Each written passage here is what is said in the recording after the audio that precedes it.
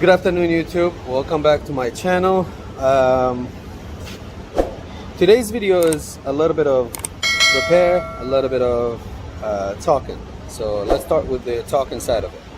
I'm working on a 2012 Toyota Avalon.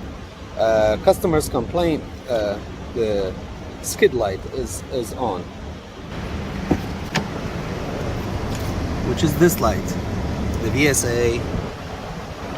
This is the button for it. Now that system is not working. When you press the button, it doesn't do anything. We all know that a good repair should be followed by a good diag, and a good diag starts with a good direction. So usually our direction is a scan tool.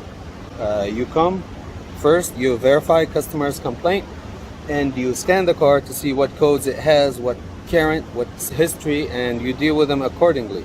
Now I came and I scanned this car, and it had one code in the ABS, which was U0100, and unfortunately I didn't start recording before I deleted the code. But trust me, the only code that this car had, U0100, it was a lost communication with PCM ECM. That's in the ABS, and I deleted it because this is not a direction.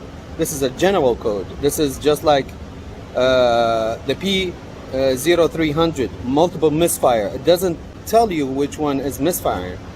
So, and it's a CAN communication code. So that's why I deleted it. It's not important. And I told the owner of the vehicle, I said, listen, there is 1,000 reasons between the engine and the engine control module and the ABS control module that would trigger this code. This is not a code. This is not a. It is a code. It's a current code, but it's not something specific. It just tells you that something happened, that the communication between the ABS and the engine control module stopped at some point. And I deleted the code, and the code went away. And I rescanned the car, and I don't have anything. I'll show you guys.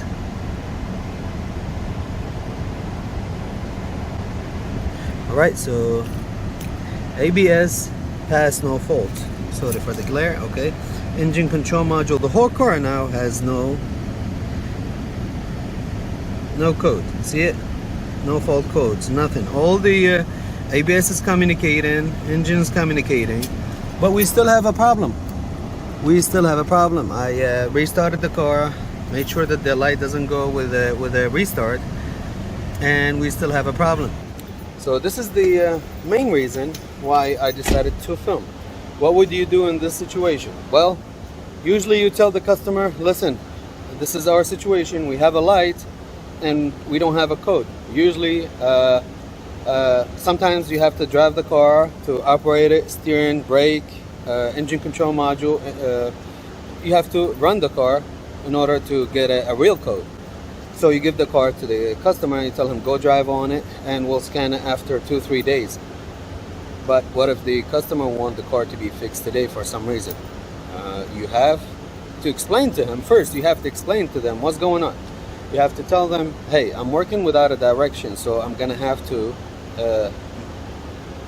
dig with my information, with whatever I learned, whatever experience I have, to see if I can find a direction for this problem. And we have to be careful. As I said, I mean, I probably exaggerated when I said 1,000, but there might be a couple of hundreds of reasons this code would come. So you have to use your information, your knowledge, your experience with systems like this, your history of repair, to see what could be the closest to triggering this light or causing this problem.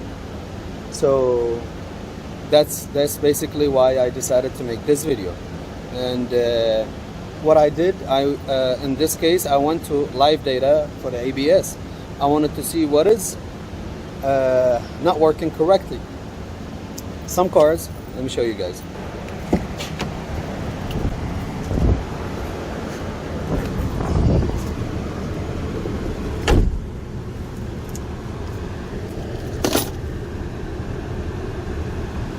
In some cars, when you go to live data, you're able to see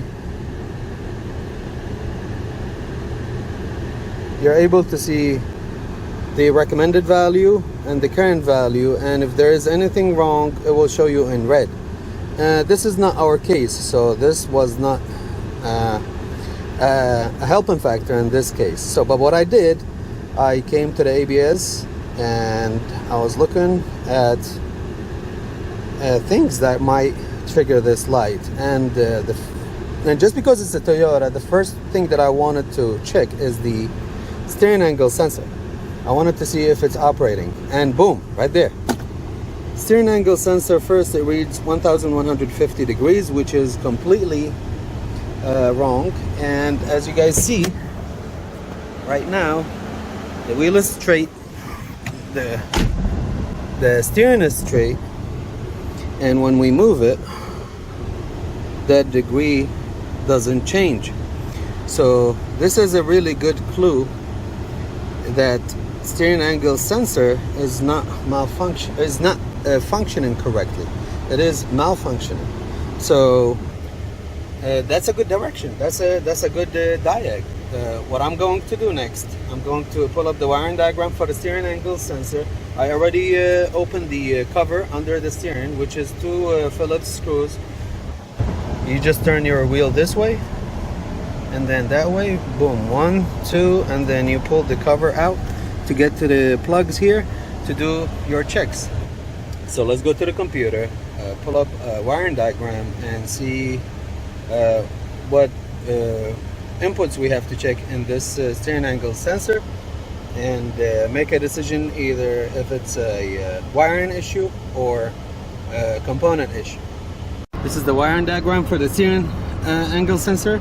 It has 5 wires. First one is black. It says IG ignition. We should have 12 volts in that one. Number 3 is orange, battery voltage. Number 2 is white and black. That should be a ground. Let's take them one by one. 1 is ignition, black, and the harness is this one right here. This one. It's between the airbag harness and these two for the column switch. So let's check that. Black one, we said that should be battery voltage, and it is battery voltage right there. The white and black should be ground, and it is ground. And the tan, or what is that? That should be orange. Should be 12 volts also. That's a 12 volts. Now the last two, it says can low and can high, and for that I have already plugged the oscilloscope to the VCI. Let me probe them and bring you guys back. The last two to check, the light green and the blue, and I probed on them, and I'm checking the network, and the network should be good. Show you guys.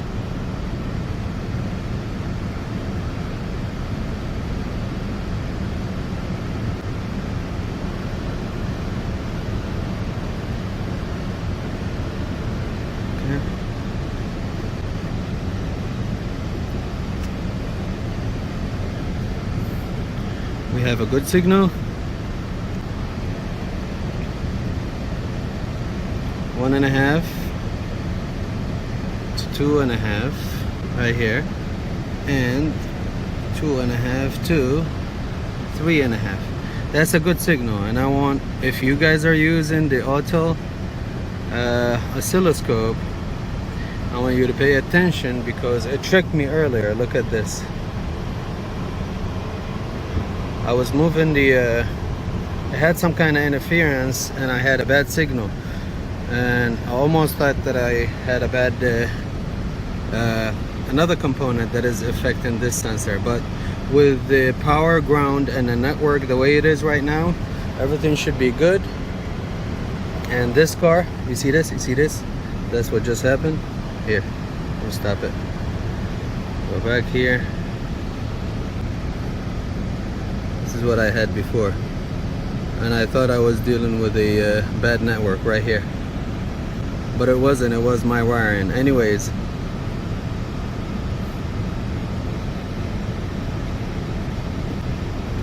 so network is good. Power, ground, and signal is good. So this car needs a steering angle sensor.